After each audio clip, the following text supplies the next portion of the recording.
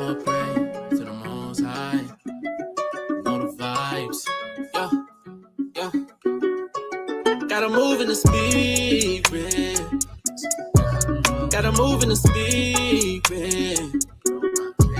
Gotta move in the spirit. Gotta move in the spirit. Gotta move in the spirit. Gotta move in the spirit. Gotta move in the spirit.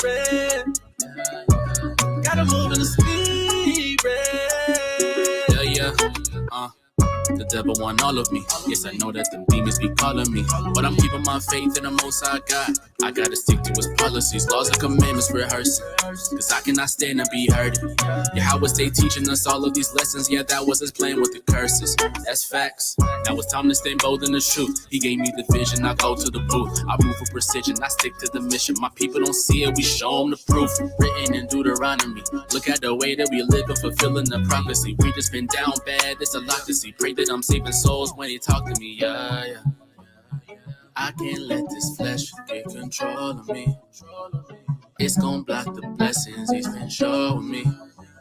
I stay in the scriptures and move in the spirit. And I pray that you feel it, yeah. Gotta move in the spirit. Gotta move in the spirit. I pray that you feel it. Gotta move in the spirit. Gotta move in the spirit. Gotta move in the spirit.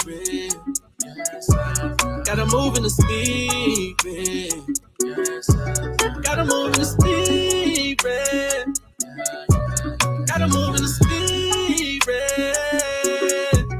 Okay. Whole world going crazy. Can't be caught slipping, I be getting these scripts for safety. I'm protected from evil, as long as I'm keeping commandments, I know he looks out for me. Gotta wake up the people, show them the signs in the scriptures, cause that's what they about to see.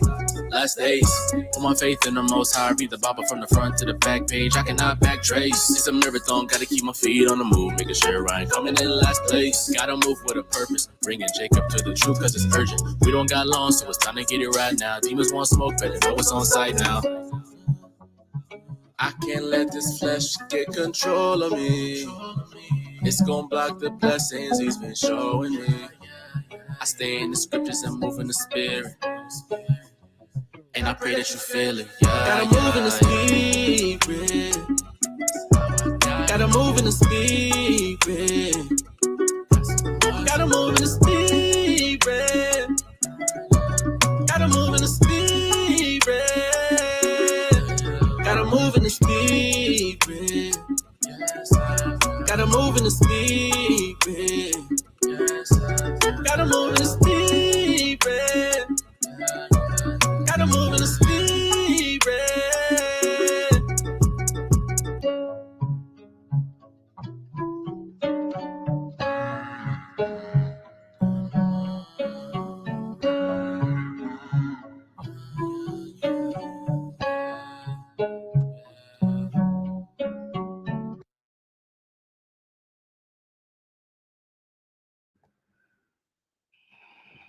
Hallelujah, hallelujah, hallelujah. All praises be to the power of Abraham, Isaac, and Jacob, man. Shalom, shalom, shalom.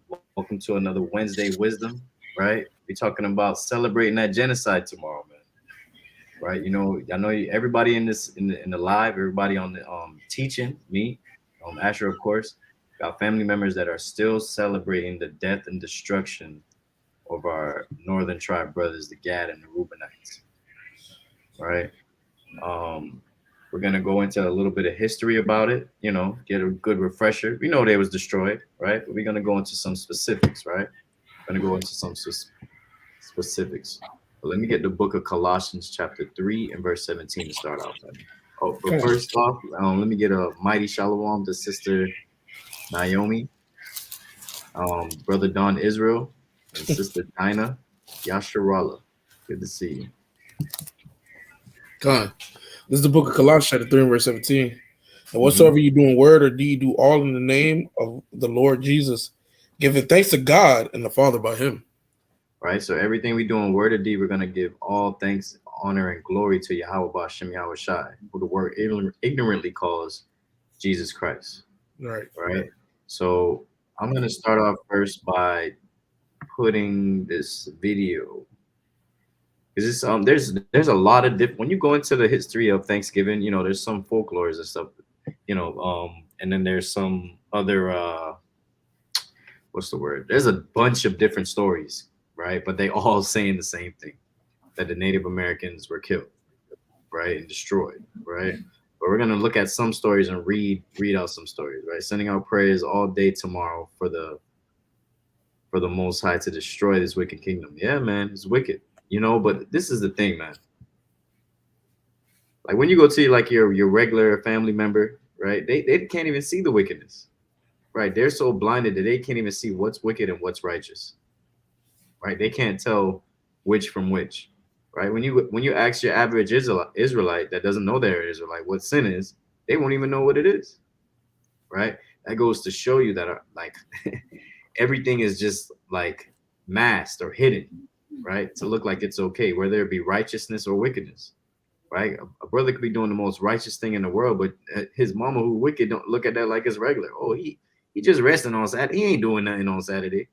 Right. He lazy, right? But he's doing something righteous according to the Most High, right? And vice versa.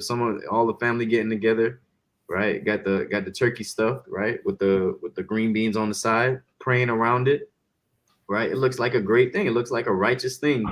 And Miss Arrow, his family just getting together, man, having some laughs and stuff, right? But they look at that like it's what's the word? It's okay, Right. but it's not okay. And and their ears are so stopped up that they can't even hear you when you tell them it's not okay because they've been programmed for so long. But we're gonna look at one of the stories and then we're gonna read another story after that, family. So let's look at one of the stories here. I got a story here. 1 second. Give me a second, family. Pull it up. You can hear me okay? Yeah, Con. God, all praises. But I also want to say this while you're pulling it up. I want to give the brother Mazmawar, his props for the song, man. Come on. For the Shofar Loud, we've been trying to push, Shofar Loud, the LOZ music group, man. I think you guys should really take, your time and really, look into the music. This is good music. It is not worldly music. I know there's times we can get sick and tired of listening to the worldly music and we want to listen to some good music. And the Shofar Loud can provide that. So whenever you got the time, please take a look at the Shofar Loud page and really, go through the music. All of the music that you hear in the intros in all of our videos and most of our videos is from Shofar Loud. So please take a look at Shofar Loud YouTube page. Definitely, man. Definitely. You got to look into it, man. Officer Mazamwar has his own YouTube page as well. So let me show you guys that real quick. All right. Of course, we got the Shofar Loud music page, and we have Officer page as well. Right. Right. The individual pages. Let me show that really fast. There you go. All right. So here's his YouTube page right here. It's called Mazamwar, right? I'm pretty sure you could just find it by typing that in right there, Mazamwar, right? Mighty brother, man. We call him the righteous Drizzy. Right. Right. Bring that out. His music, man. And shout out to Shofar Loud, man. Shofar Loud in the building, man. All praise be to the power of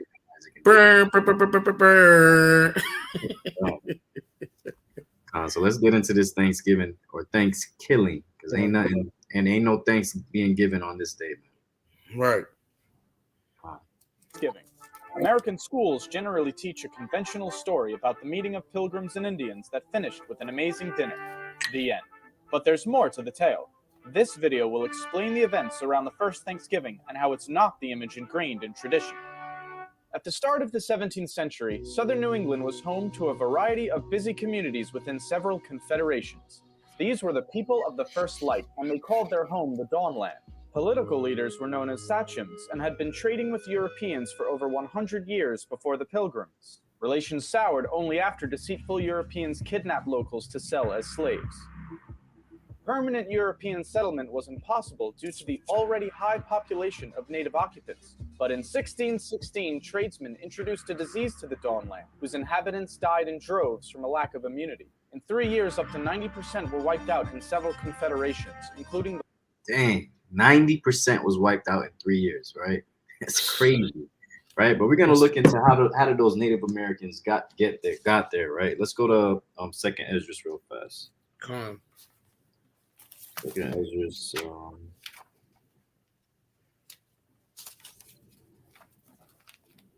What you want? Second Esdras. Give me 1 second. Let me get it.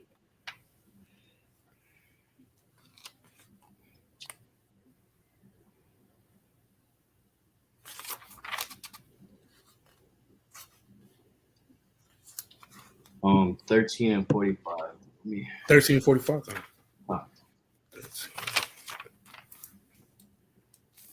Second Esdras 13 and 45. Because we know these are Northern Tribe brothers. We got to see how did they get there, right? How did they get there, right? Con, this is the book of Second Esdras, chapter 13.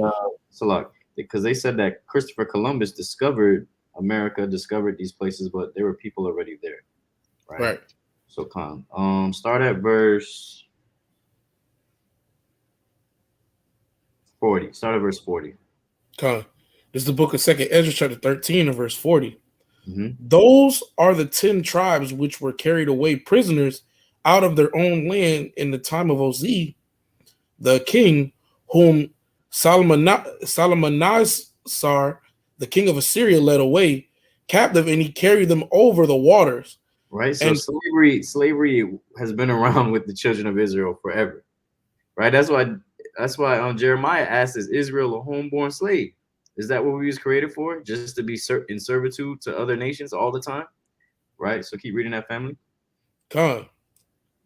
But they took this counsel among themselves, and they would leave the multitude of the heathen and go forth into a further country where never mankind dwelt.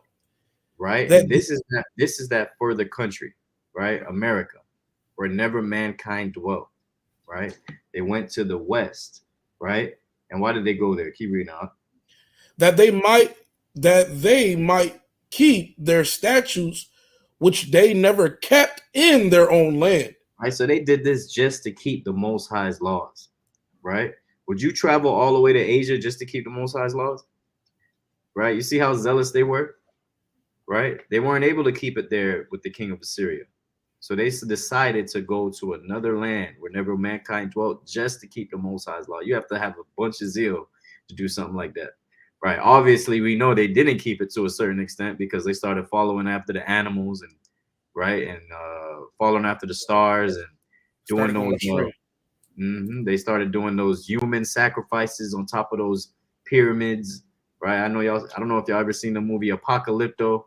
Right, where they was where they was snatching up their brothers and taking them and sacrificing them because they're from a different tribe, right? So they can get man, it was just a bunch of wicked stuff that our brothers was doing, right? So of course, as Genesis 49 said, a troop is gonna come and overcome them, right? And this is what the Most High sent. Keep reading. Okay. Verse 42. Mm-hmm. That they might there keep their statutes, which they never kept in their own land. Mm-hmm. And they entered into Euphrates by the narrow passages of the river.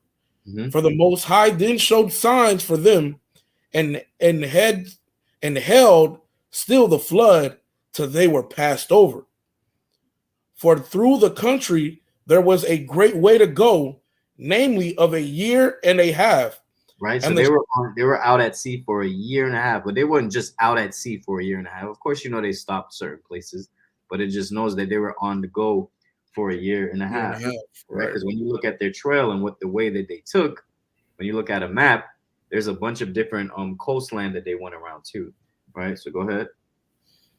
Okay. Verse 45. Mm-hmm. For through the country there was a great way to go, namely of a year and a half, and the same region is called Asareth. Arsareth, right? So That's what the United States was called, Arsaret, before, right? Keep reading. Con. So my bad. Verse 46. Then dwelt they there until the latter time, and now when they shall begin to come, the highest shall stay the springs of the stream again, that they may go through. Therefore sawest thou the multitude with peace. Mm-hmm. But those that be left behind of thy people are they that are found within my borders. Right. So there were people that were left behind. Right. Not all the northern tribe was there. Right. We know that there were some that were left behind as well. Right. And it says that they dwelt there until the latter time. What is the latter time? Right. What's another word for the latter time? Right. That's speaking on the last days, that they're going to be there until the last days. Right. So there's people still, because, you know, when people talk about the chart, they'd be like, oh, that's blah, blah, blah, blah, blah, whatever. That chart was made for the Western hemisphere of the world. It wasn't made for the whole entire world. If we were to be in Africa or certain places, we'd have to create a whole nother chart. Right. So, and it even says it here that there were people that were left behind in verse 48. Right. So let's get back to the video. The Wampanoag. Their head sachem, Massasoit, was aware of how close they were to being subjugated by their unafflicted enemy, the Narragansett. He was determined to save his people from such a fate. This was the political world the Pilgrims were about to enter. The Pilgrims were not called Pilgrims by their contemporaries. They were known as Separatists, a branch of the English Puritans. King James hated Puritans and began persecuting them in 1604, so the Separatists fled to Holland, where they were free to worship. But because they feared losing their national and communal identity, the congregation wanted a new place to plant their church. They decided on America and asked King James for a patent that would grant them rights to build a colony. They planned to make a profit catching fish to pay off the debts to their investors. The Mayflower set sail on September 6th. 2 months later, Cape Cod was spotted and 16 men were sent to shore to inspect the area. Unfortunately, the settlers didn't know how to fish and food was running out. They resorted to stealing from graves, homes, and storage pits to keep everyone alive. Then came their first hostile encounter with natives, but no one was killed. On December 12th, they reached New Plymouth. They did not land on any specific rock, but folklore insists they did. Construction began in January. By winter's end, 44 settlers would be dead from bad conditions. In March, they were surprised when a man named Samoset walked into New Plymouth, greeting them in English. He told them they were building on top of a village called Patuxet, whose residents had all died from the recent epidemic. Right, so you see how nice he is. He's greeting them, and you know everything's okay. You see the other Native Americans, they was ready to fight, and then they left and went to Plymouth. Go ahead. But Salah, here's my thing. He said that when they were there, they didn't know how to fish and make and grow things. But the thing is, he was also saying that they were robbing and they were robbing people. They were taking stuff from people's houses. They were taking stuff from people's graves, and then they were taking like food storages like they had dug underground. Now, but whose food storages were those? The Native Americans. Right. So that means that they were already stealing. So how would that make sure that they first made an encounter with them if they were already stealing from them? That means they knew that they were there. God, it's crazy. Come on now. They trying to be slick, man. Yeah, man. Con. Shalom to brother Richard Morantis, man. Can't wait to see you again, family. It belonged to the Wampanoag, and their chief, Massasoit, was watching them. The settlers were eager to trade, so 5 days later, Samoset returned with furs and companions, including Tisquanto. Known famously as Squanto, he had come to tell them in perfect English that Massasoit had arrived. After years of dealing with Englishmen, the sachem did not trust the newcomers. Edward Winslow was sent to be a hostage and declared the settlers' peaceful intentions. Satisfied, Massasoit walked into New Plymouth and was regally greeted by the governor. A peace. So you see, they still was a little shaky about dealing with these. Yeah. Right. Let me get Sirach chapter 12, verse 10. Right.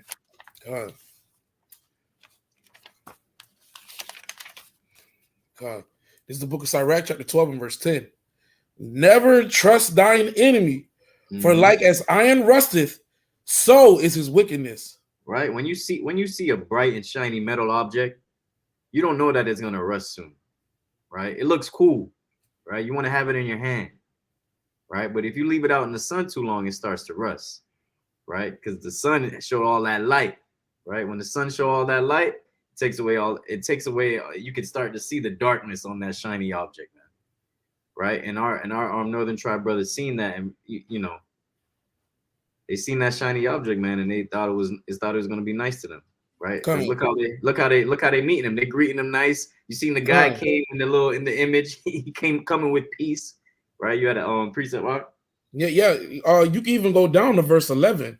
Come on, read that. Though he humble himself and go crouching, yet take good heed and beware of him, and thou shalt be unto him as if thou hadst wiped a looking glass, and thou shalt know that his rust hath not been altogether wiped away. So this with this wisdom, like this scripture, man, if they known this, like, bro, we can't trust them at all. They come with open arms, open hands, but you can see what he had: 2 daggers and a rope, because he's gonna use them same weapons as he's looking humble to slay you with when you turn your back. That's what it said that Salah, cutting you off. It says that the rust wasn't taken away altogether. So you'll see some nice Edomites. They'll be cool with you. Hey, what's going on, dude? What's going on? Yeah. Oh man, I was watching the game the other day, dude. Oh man, yeah. I do not like what they're doing with this.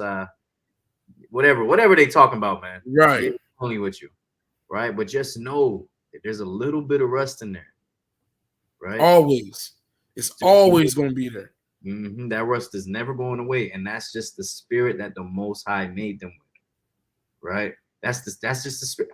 Let me get that scripture real quick. Who can make straight what the Most High made crooked? Let me get that real quick.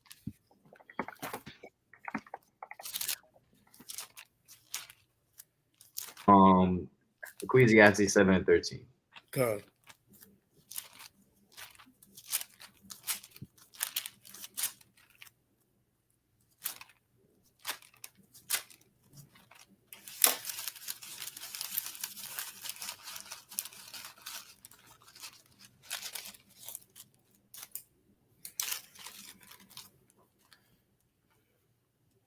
This is the book of Ecclesiastes chapter 7 and verse 13. Ecclesiastes chapter 7 and verse 13. Consider the work of God, for who can make that straight which he hath made crooked? So look at that. It says, consider the work of the Most High, right? First of all, you have to think about what the Most High made, right? You got to think about what the Most High made. Then you have to see, okay, from what the Most High made, he made these people this way.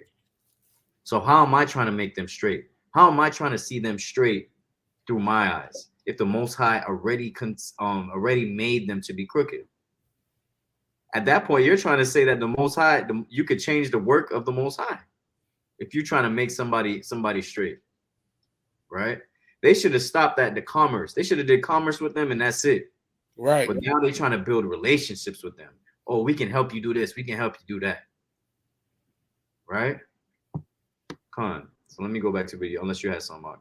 No, I had none. Okay, come on. The treaty was created, ensuring mutual protection if attacked by enemies.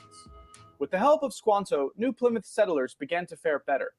He taught them how to grow crops and was absolutely vital as an interpreter. To the separatists, he was a gift from God. But in fact, Squanto had been kidnapped from Patuxet in 1614 and shipped to Spain to be sold into slavery. He ended up in London at the home of a merchant who taught him English and arranged for Squanto's return to the Dawnland in 1619. But Patuxet was now gone, wiped away by the epidemic. Massasoit took him in with suspicion because of his years abroad, but needed a translator to parley with the newcomers. So you see that? He was taken into slavery 7 years earlier, right? He came back to his original tribe and they were massacred, right? So another tribesman seen him and took him under his wing, even though he had suspicions about him.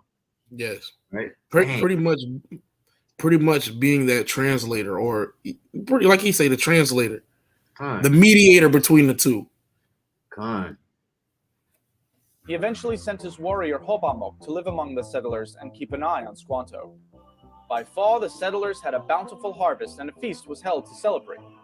Massasoit showed up with 90 warriors and 5 deer for the meal. For 3 days, the English and Wampanoag ate and entertained one another.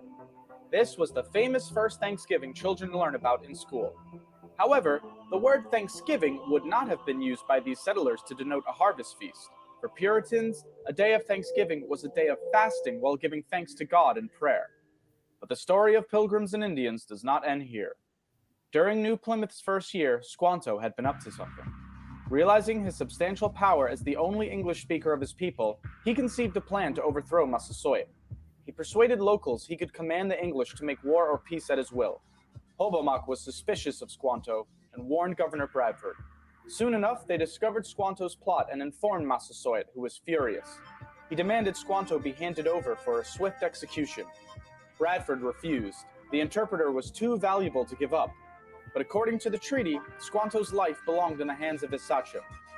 Bradford finally conceded.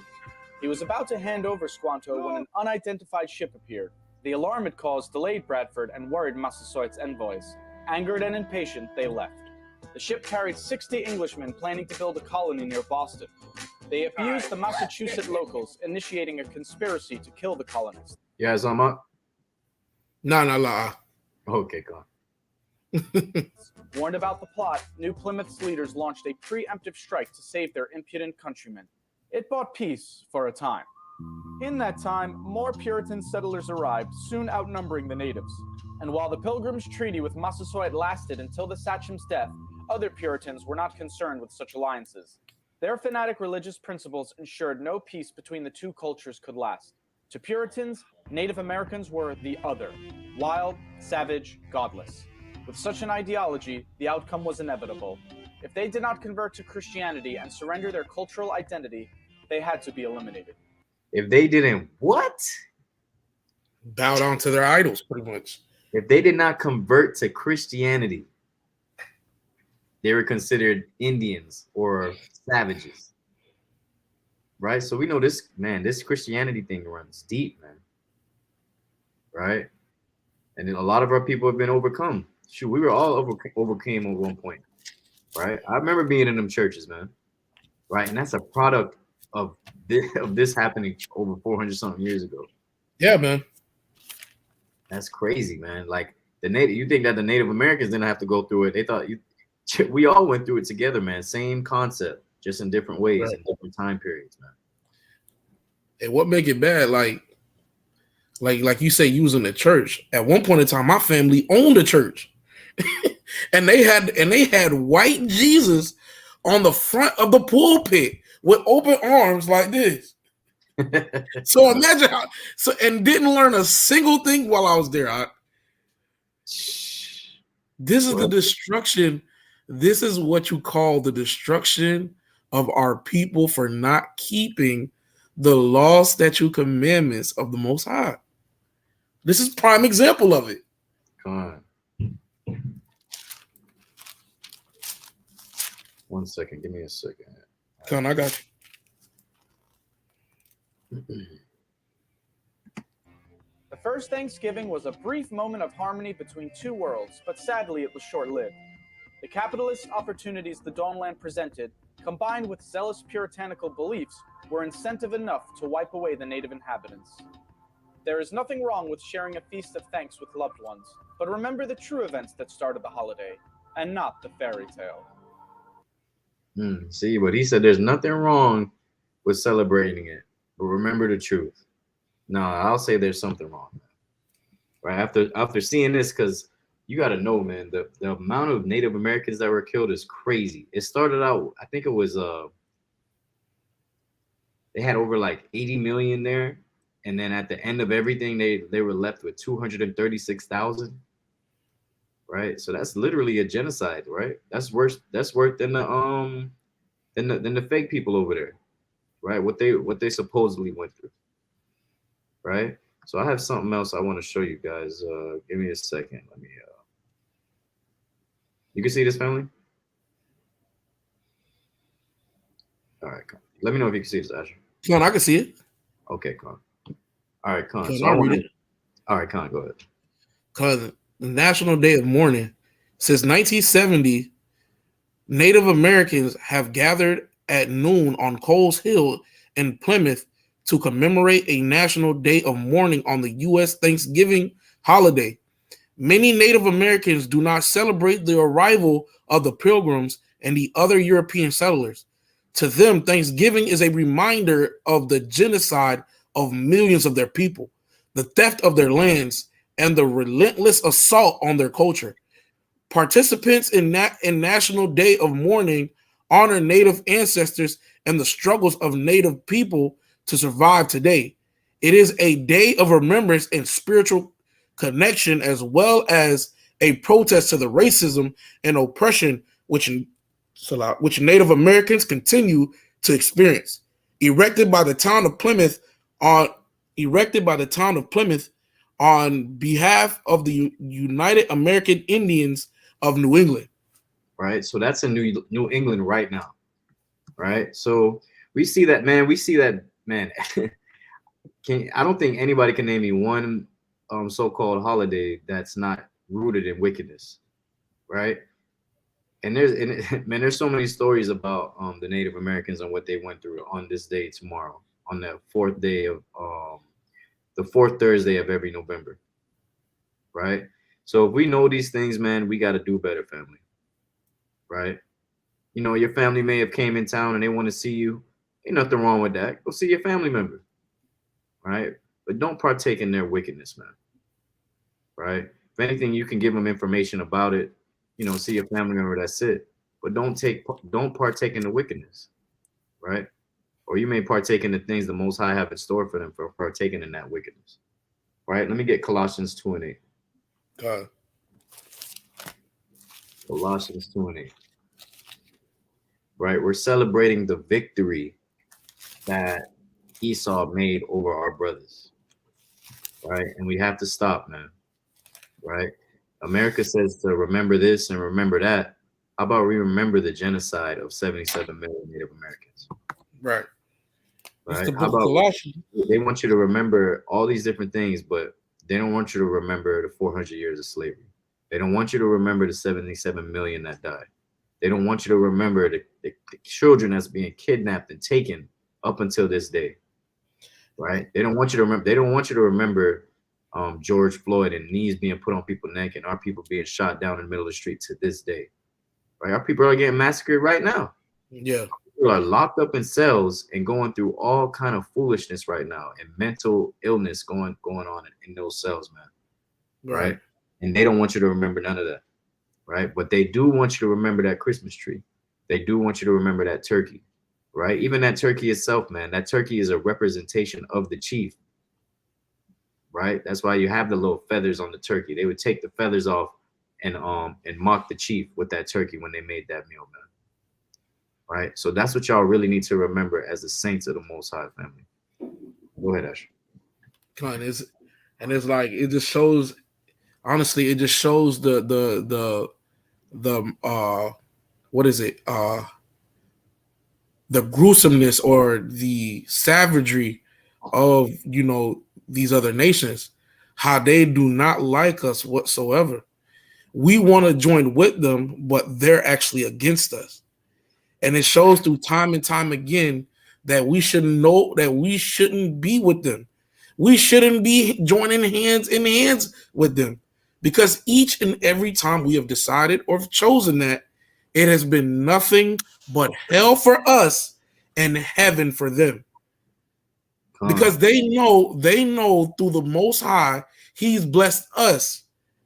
He makes the ground to grow abundance of food for us when we till the ground.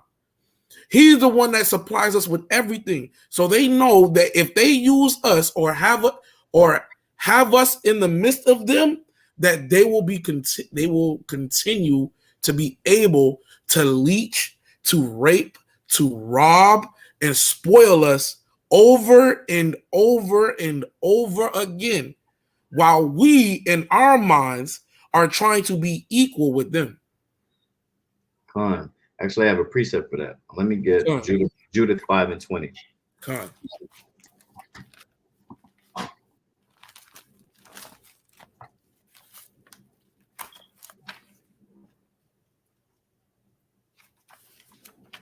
Judith 5:20. Con. And you know, when we ask people out there in the streets, man, they say, you know, it's for the family, right? But you know what I always think about? I think about when those children get older and they look at you and say, what is the meaning behind this? And they ask you those deep and hard questions. What are you gonna say to them? Right? Instead, you should be having them celebrate the Most High holy days, right? December 6th, you got the Feast of Dedication coming up, a beautiful day, Right. You should so when they get older and they ask you about that, you're gonna be like, oh, it's found here in the scriptures. Our Savior, Hamashiach Yahushua, he celebrated, Right. right? And Let's my talk thing about is the history of our people, right? Go ahead. And my thing is too is like our people are willing to celebrate. So-called quote unquote Christians wants to celebrate Thanksgiving, but they never asked the question. Like, I have a question to propose to Christians. Show me in the Bible where Christ ever kept Thanksgiving. Show me in the Bible where Christ kept Thanksgiving, where he was at a feast and it was called Thanksgiving, and he was cutting up the turkey. He was dwelling around pilgrims, saying, "Hey, we getting lit tonight. All praise to the Most High." Con. But you will never see that. I You will never see that throughout the scriptures. Con. Go I ahead. have another thing too. I want somebody to ask your uncle this, right? Who cooking the bacon and cooking the hog maws on the grill or whatever, right? Ask your uncle this: would Christ celebrate Thanksgiving, right, with you? Would Christ? Tell me what they say, right? They know they can't. Mm-hmm.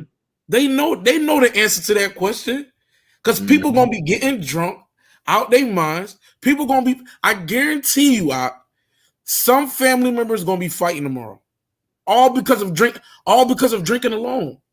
Right, and them spirits Gonna come out, and it's honestly well deserved. Yeah, absolutely. Right? Doing that in the first place, right? So, Con, let me get Judith 5:20. Con, this is the book of Judah, chapter 5 and verse 20. Now, therefore, my Lord and Governor, if there be any error in this people, and they sin against their God, let us consider that this shall be their ruin. Let us go up, and we shall overcome them. But if there be no iniquity in their nation, let my Lord now pass by, lest their Lord defend them, and their power be for them, and we become a reproach before all the world. Right. So Judith 5:20 is explaining the plan. Right. If we can cause them to sin, then we're gonna be good. Right. And this is gonna be their ruin, and we're going to overcome them. But if we don't cause them to sin and they start keeping the commandments again, we're going to be looked at as a reproach, as a vile, disgusting thing. That's what a reproach is. Right? So did their plan work? Why, absolutely. Yes, it did. It did. Right? Their plan worked. And the Most High is showing us right here that it worked, because we're reading about it right now. Right? So, man, I hope that everybody actually takes these things to heart, man, and actually, you know, this is the thing too. Like with your family members, you know, they may not get it. They're gonna be blinded by family and love, or right? What the world calls love, right? They're gonna be blinded by that, because even if you tell them the negative things about Thanksgiving, oh well, it's for the family, right? You can't use that, bro. You cannot use that cop out, right? I had one more precept, but I forgot. You had something, officer? I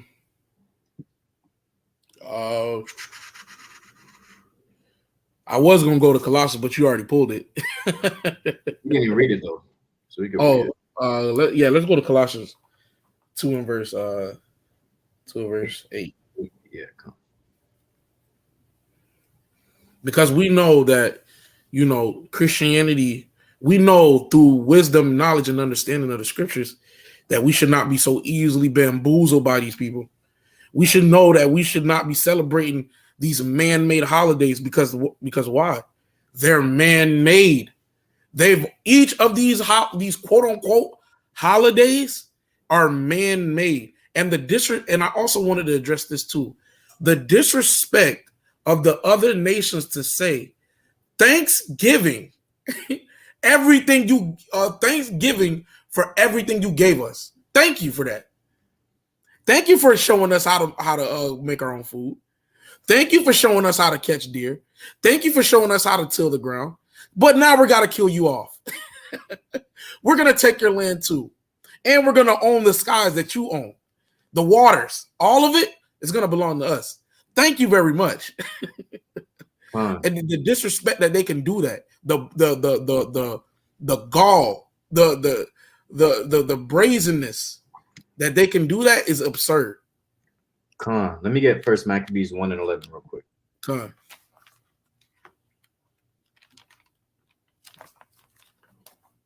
I got you.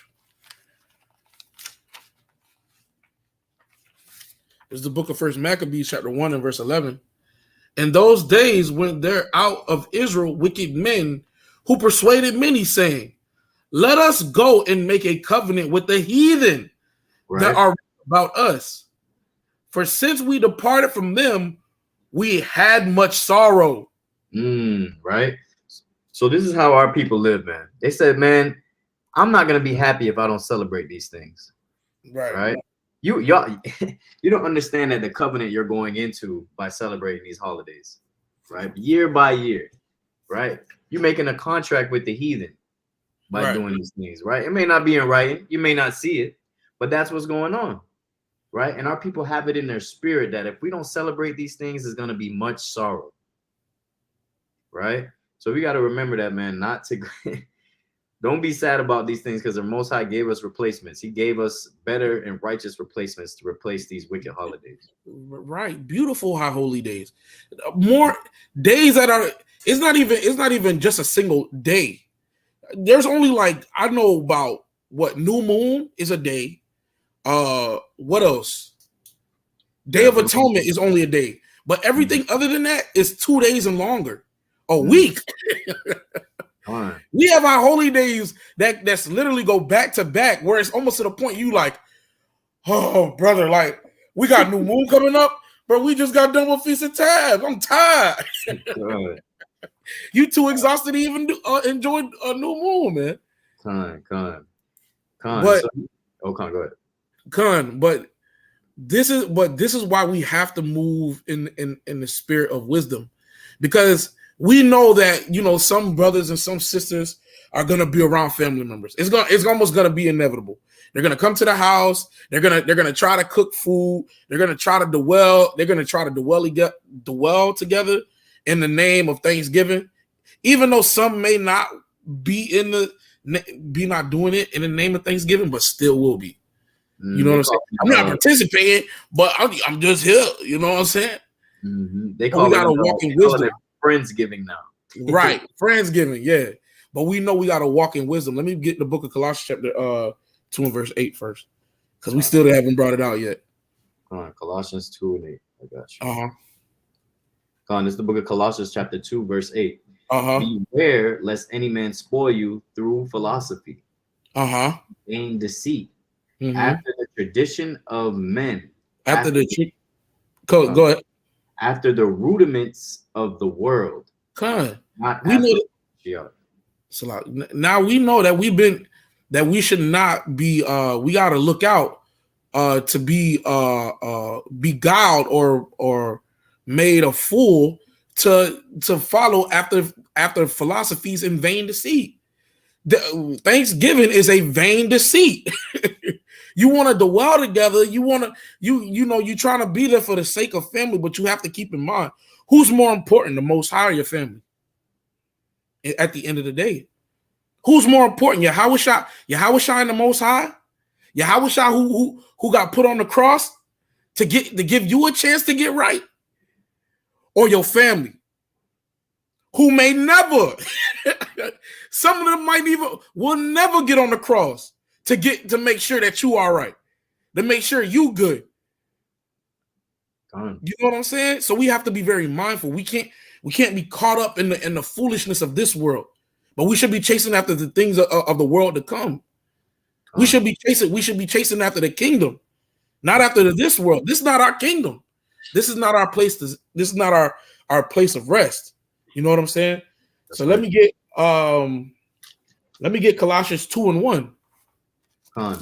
This is the book of Colossians, chapter 2, verse 1.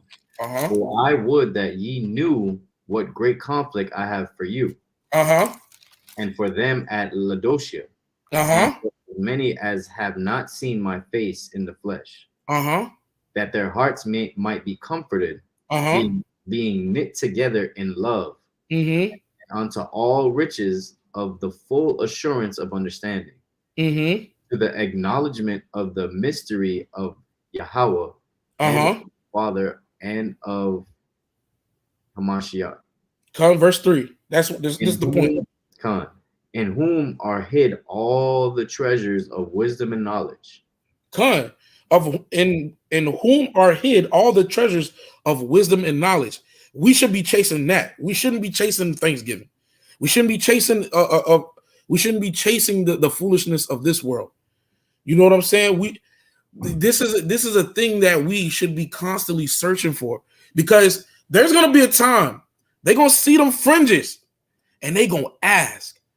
When they see you in the cut like this, when they see you in the cut posted up, they're gonna start to ask questions, and you're gonna have to have them answers, and you're gonna have to defend Yahweh and Yahweh Shai, because you know they're gonna bring the foolishness out. And you're gonna have to walk with them. You're gonna have to walk towards them with wisdom. You're gonna have to be 10 toes down and really show that you about that. Because we can't fold. We have to constantly dwell in wisdom. Let me get Wisdom of Solomon, chapter 5 and verse 9.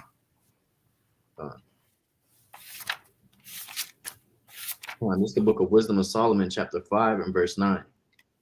All those things are passed away like a shadow, and as a host that hasted by, a ship that passeth over the waves of the water, which when it is gone by, the trace thereof cannot be found. Hold on, Salah. Let me see. Salah, forgive me.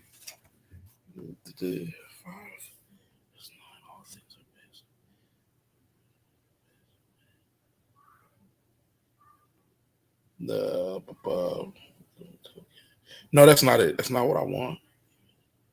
Salah. Come on, let me get verse 6. Salah. This is the book of Wisdom of Solomon, chapter 5, verse 6. Therefore have we erred from the way of truth. What? We've erred from the way of truth. And the light of righteousness hath not shined unto us. And the sun of righteousness rose not upon us. We wearied ourselves away in the way of wickedness and destruction.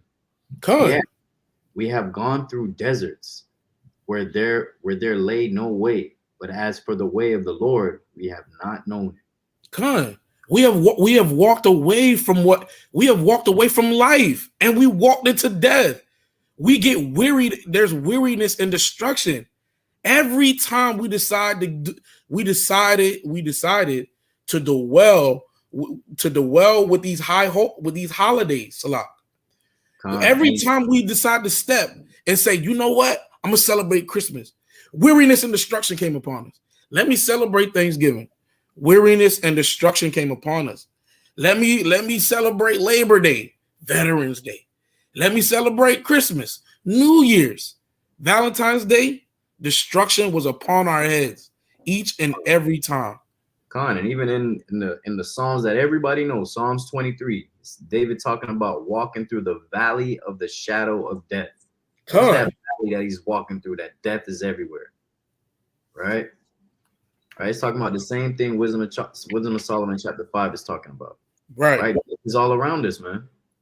Right? Death is all around us. Sin is all around us because we know that that death is coming from the sin, and we know that we are paid with death by the sin. Right? So we know that the death is all around us because of that sin, man. Right. Come on. So let me get let me get a scripture. Let me get Ezra chapter 7 verse 10. Ezra chapter 7 verse 10.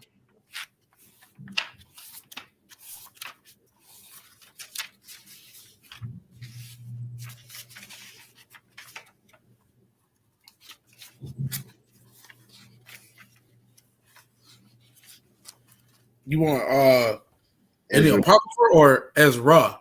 Ezra, Khan, the regular. ERA? Yeah, Khan. No, it's not. No first and second, brother. It's a lot. Ezra, right next to Chronicles and Nehemiah. We don't really go there too often, bro. And that's the crazy thing. And I just want to give a shout out to everybody, man, that's standing strong, that's been in this truth and still shunning the wickedness and these wicked holidays, man, because it takes a mighty person to even do that because of the programming that's all around us, man. You see it everywhere, right? We seen Thanksgiving in the stores in September, right? We seen Christmas in the stores right now, right? It was everywhere you go, every commercial, right? Every family member. Right, and you still stand strong, you stand tall, man, and you stand 10 toes down for the name of the Most High, right? That's the true meaning of not taking the Most High's name in vain, right? And I want to just give a kudos and an exhortation to everybody that's doing that, man, on the line. Hallelujah. Yeah, man. So Ezra 7 and 11, 10. God. This is the book of Ezra, chapter 7 and verse 10. Mm-hmm. For Ezra had prepared his heart to seek the law of the Lord. Right, and that's what we have to do, man. We have to seek the law of the Most High, right? That's how we gain our wisdom, right? That's the beginning of wisdom, right? Keep reading. For Ezra had prepared his heart to seek the law of the Lord and to do it. Right, not only do you seek it and you read it, you have to do it too. And that's the problem with the Christians. They acknowledge that there's a law of God, but they don't do it, right? Keep reading. God. And to do it, and to teach in Israel statutes and judgments. Right. Now, if you want to be a soldier, that's different. Right. You want to go out there and you want to teach the people wisdom. Right. You want to be that Proverbs chapter 1 and verse 20. Right. The wisdom crieth without in the streets. Right. Now you a superhero in this thing, man. Right. Right. So we all got to prepare our hearts to seek that wisdom, man, that comes from the Most High. Right. We seek that wisdom through the laws of the Most High, right? Let me get Proverbs 23 and 15. God. Proverbs 23 and 15.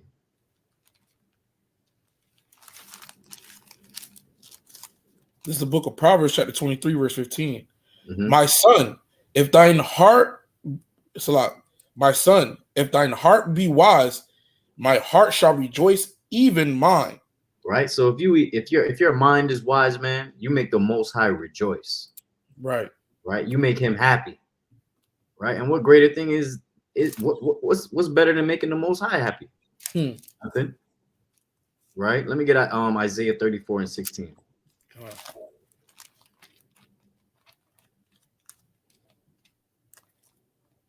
Isaiah 34 and 16.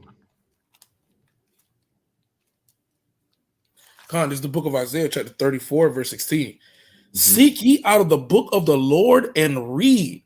Mm-hmm. No one of these shall fail, none shall want her mate. Right. So there's no greater wisdom than the wisdom of the Most High. Right. So this is the ultimate wisdom, man. Right. Not the YouTube search you just searched up and you found out about this and this and that. Right. And you found out about this and this and that. Right. But this is the greatest wisdom of the Most High. Keep reading. For my mouth it hath commanded it, and and his spirit it hath gathered them.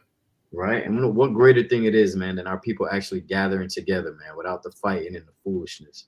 Right, man. Right? We ain't see no signs. right? We ain't see an angel come down and look at us dead in the face, right? We ain't see, Yahweh Shai ain't hop down off that white cloud and come talk to us yet, Right. right? But we're still doing it, and it's gathered. The scripture is gathering the people together, man. The words of the Most High is gathering us together. The words of the Most High is having us love each other. The words of the Most High is actually treating our body right by not eating these unclean foods, right? Just the words alone. We ain't see the science, right? So remember, family. Go ahead. No, go ahead. Chill out. No, I was just gonna say, remember that, like, how powerful the thing is that you're doing, man. Right? You're actually living by the Most High God, right? And most high willing, man, like you're repaid for these things, right? You're actually the wisdom that you're showing, and you give it to somebody else, and each one teach one, right? Because we know how powerful the wisdom is of the Most High. Go ahead. Let me get the book of Psalms, chapter 119, 165. Mm-hmm. Because as we're teaching our people, our people seem to forget that this is what's happening when you're teaching our people the law, statute, commandments. Because we walk around as if we're hopeless. Our people walk around as if there's nothing in this world that can what's the right word?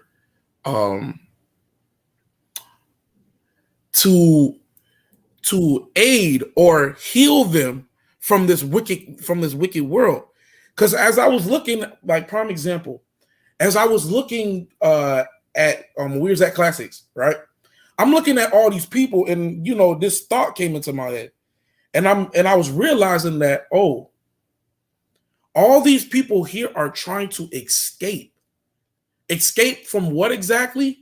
The captivity of this world. Each Jake I've seen out there that was out at Classics being ratchet and foolish, we're trying to find a little piece or a nugget of escaping from this world for a minute, to not have to worry about, hey, I gotta go back to the slave plantation on Monday. I gotta go back to work on Monday. For some people, they gotta go back to work on Sunday. And it's sad to see that our people are trying to find a way, that they're looking for other things to distract themselves from rather looking or focusing themselves on the Most High. So let me get that book of Psalms, chapter 119, 165. Because this is what we're doing when we're teaching our people. This is the book of Psalms, chapter 119 and verse 165. Great peace have they which love thy law, and nothing shall offend them. And nothing shall offend them. Great peace. We're trying to give our people peace, a place of comfort in this world. Saying if we keep the law, statute, commandments, Yahweh Shai gonna come back and destroy this place for our name's sake. Big brother is coming back to fight the bully, the big bully that we can't fight. This is what we're teaching our people every day in and day out. This is why we have to show our people wisdom. Let me get the book of Psalm chapter 90, verse 12. Because all throughout the scriptures, this is what we're trying to do. Or this is what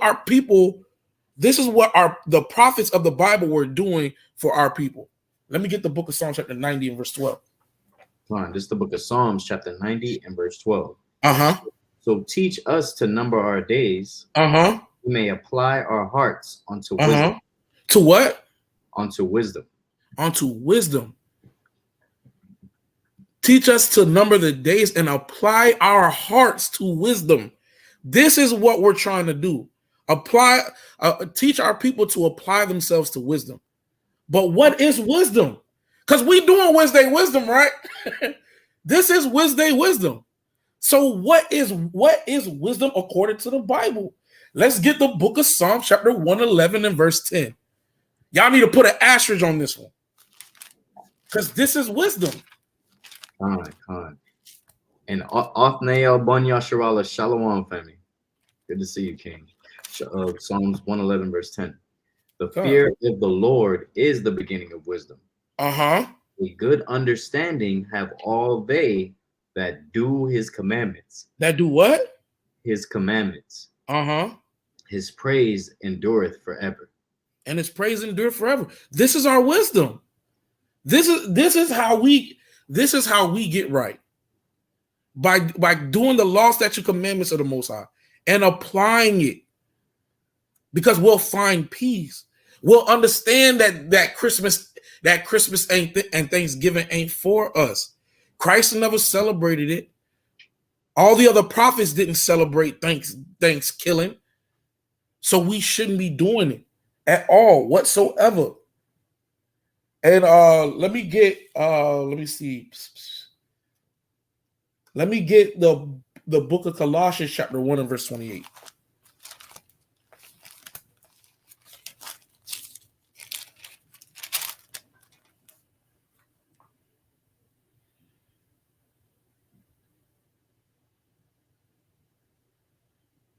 Colossians 1 and verse. You on mute.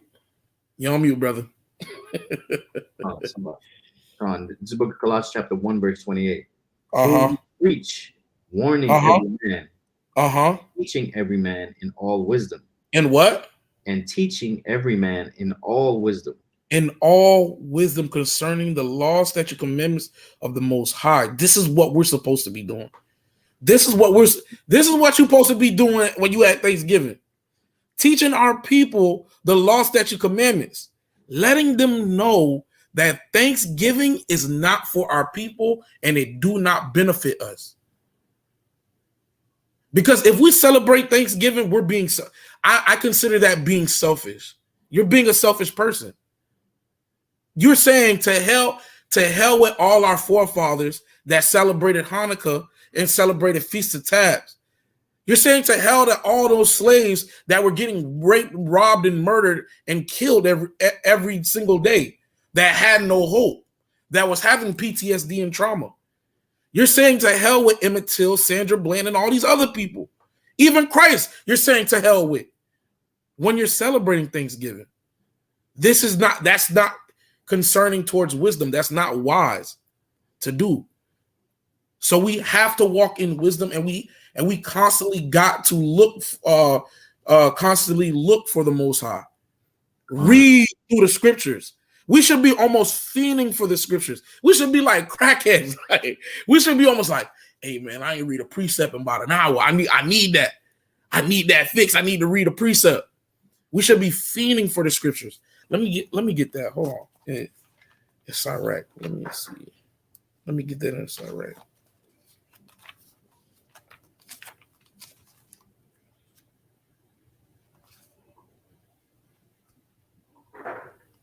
Come on. Let me get the book of Sirach in the second prologue.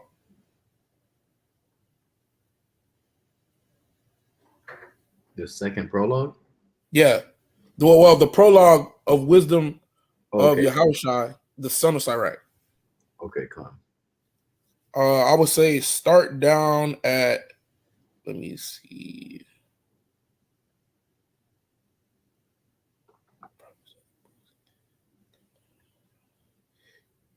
I would start at my grandfather. My grandfather, Yahushua. Come, 1 second.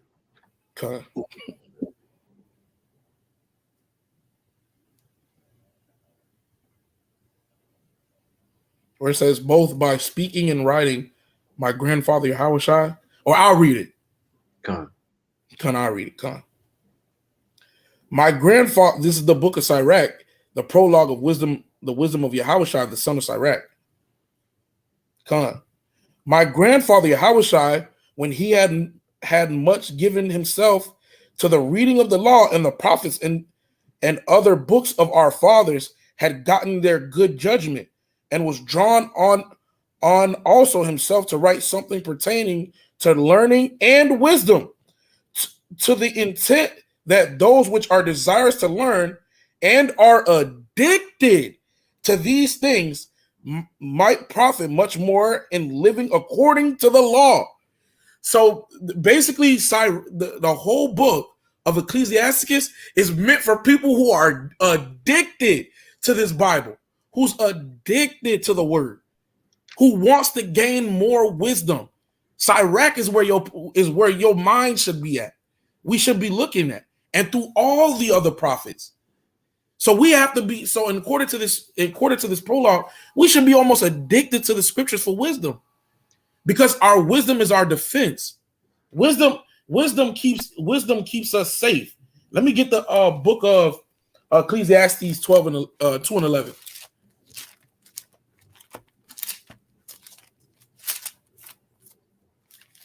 Come on, let's look at Ecclesiastes chapter 2, verse 11. Uh-huh. Then I looked on all the works that my hands had wrought, and on the labor that I had labored to do. And behold, all was vanity and vexation of spirit. No, go up one, Salah. And whatsoever mine eyes desired, I kept not from them. Hold on, Salah. Forgive me. Verse 12. Yeah. And I turned myself to behold wisdom and madness and folly.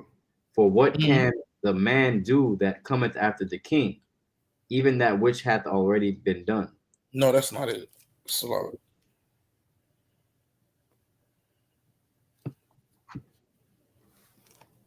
Corn, madness, and gladness.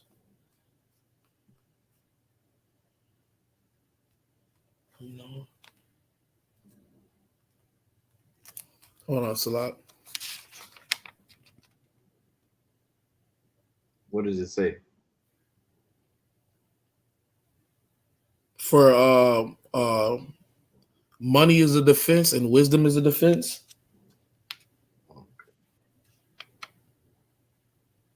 Salah.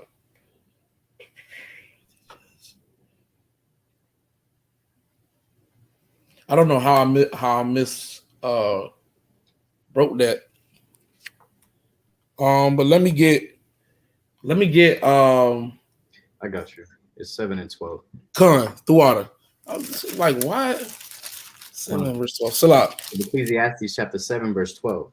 For wisdom is a defense. He is a defense. But Salah, go ahead. But the excellency of knowledge is that wisdom giveth life to them that have it. Khan. So we know that wisdom is a defense. Using wisdom is allowing us to avoid sin, or peep spirits that are going to go off, where you can see like, oh, I see where this brother's coming from. This brother's coming from this certain mindset.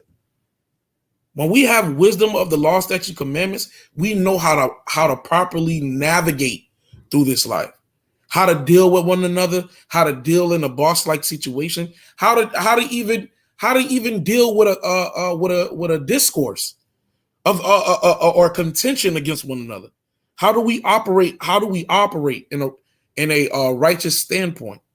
The wisdom is our defense, and we should be yearning after wisdom all the days of our life. Let me get the book of 2 Chronicles chapter 1 and verse 6, because I want to get a very powerful, brother within the scriptures, what he asked for. The Most High asked Solomon, what do you want? You ask me of anything and you can have. And we're going to find out what he asked for from the Most High. Let me get there first. Let me get there first a lot. Brother, moving quick on the sword, man. Quick on the sword. Let me see. 2 Chronicles. Let me see. 2 Chronicles.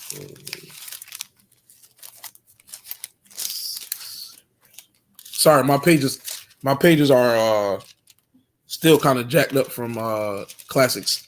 Forgive me. Shalom, brother Roland. Good to see you, family. Hallelujah.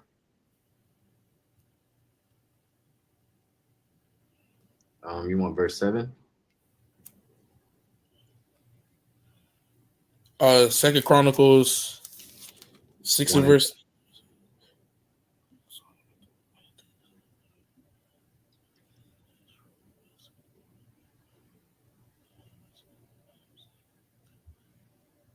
No.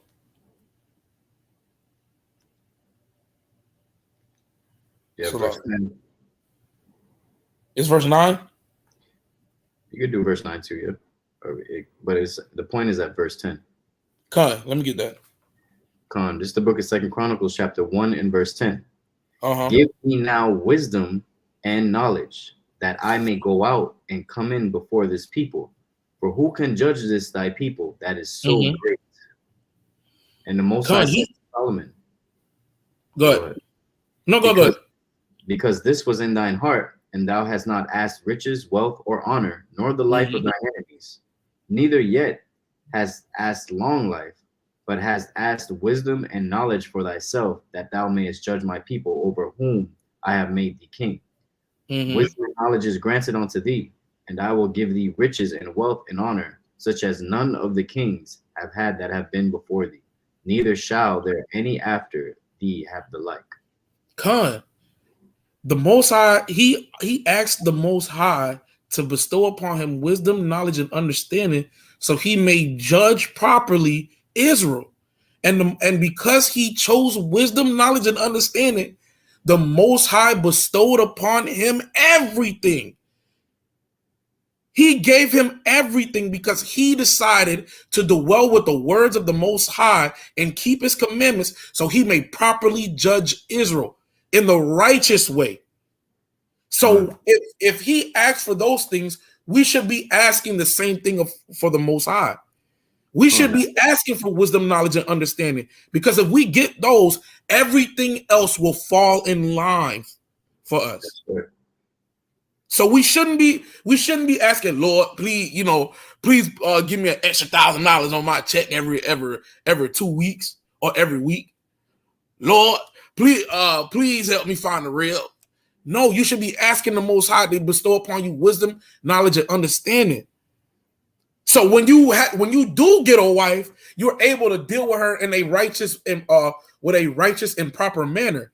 So if you do become rich, if the Most High bestow you of getting rich, you may be able to properly handle and manage that money and not fall for the greed of that money with the wisdom, knowledge, and understanding of the Most High. And you can move dealing with a righteous mindset with this money rather than dealing wickedly, because we know that money can make us fall astray. We could get greedy with money. We could get greedy with trying to have a long life, a selfish life. But through wisdom, knowledge, and understanding, we know that is very important, to have wisdom, knowledge, and understanding. These are the three things that we need. It gives us our riches. It gives us our sense of peace, and it gives us a way of being blameless towards the Most High, to where we can be found with no sin. So I would say that's the end for me. You know what I'm saying? I say, to all of Israel that are scattered across the four corners of the earth, continue to go through these scriptures every day, every chance that you get. If you can't go an hour into the scriptures, just look for one precept and meditate on that precept. You know what I'm saying? And each one teach one, so we could get up out of this wicked captivity, so Yahushua could come back and slaughter all these people, man, for the transgressions that they have done to us and done to our forefathers. You know what I'm saying? So I say, all praise to the Most High and Khan. And Shalom, brother Kyle. That name looks familiar for sure. It looks very familiar. That's brother. I think that's a call. Okay, Khan. Shalom, Captain Nicole. Khan. Good to see you, family.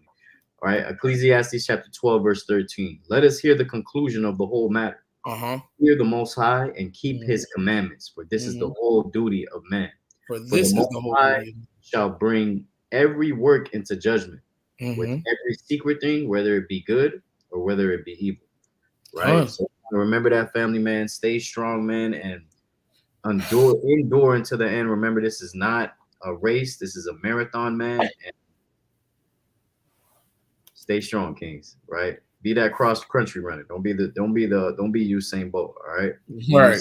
You're gonna burn yourself out. Your knees gonna get weak. Right. Pause.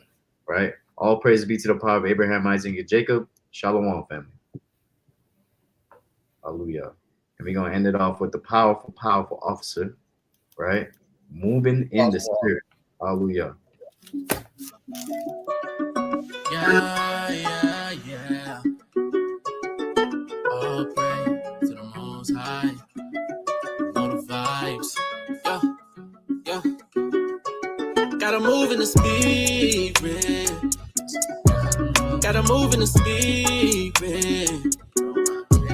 Gotta move in the spirit. Gotta move in the spirit. Gotta move in the spirit. Gotta move in the spirit. Gotta move in the spirit. Gotta move in the spirit. Yeah.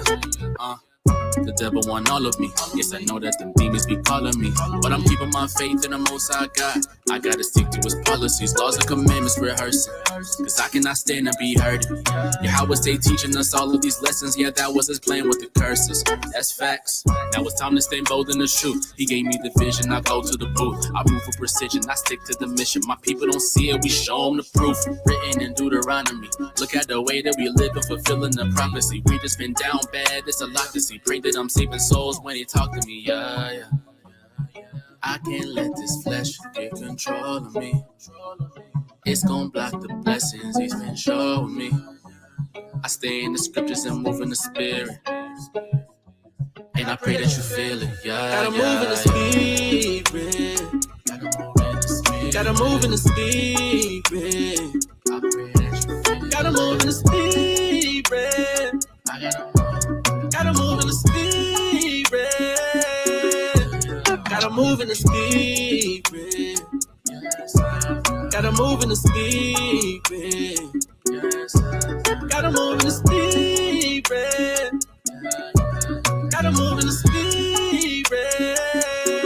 Okay. Whole world going crazy. Can't be caught slipping, I be getting these scripts for safety. I'm protected from evil, as long as I'm keeping commandments, I know he looks out for me. Gotta wake up the people, show them the signs in the scriptures, cause that's what they about to see.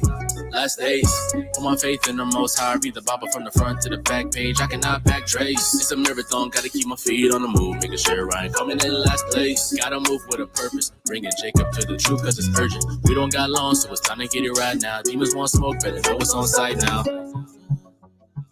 I can't let this flesh get control of me. It's gonna block the blessings he's been showing me. I stay in the scriptures and move in the spirit, and I pray that you feel it, yeah. Gotta move in the spirit. Gotta move in the spirit. Gotta move in the spirit.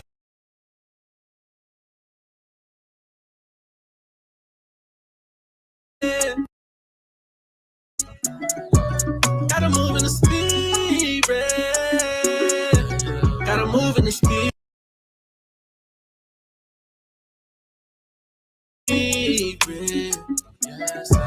Gotta move in the spirit. Gotta move in the spirit.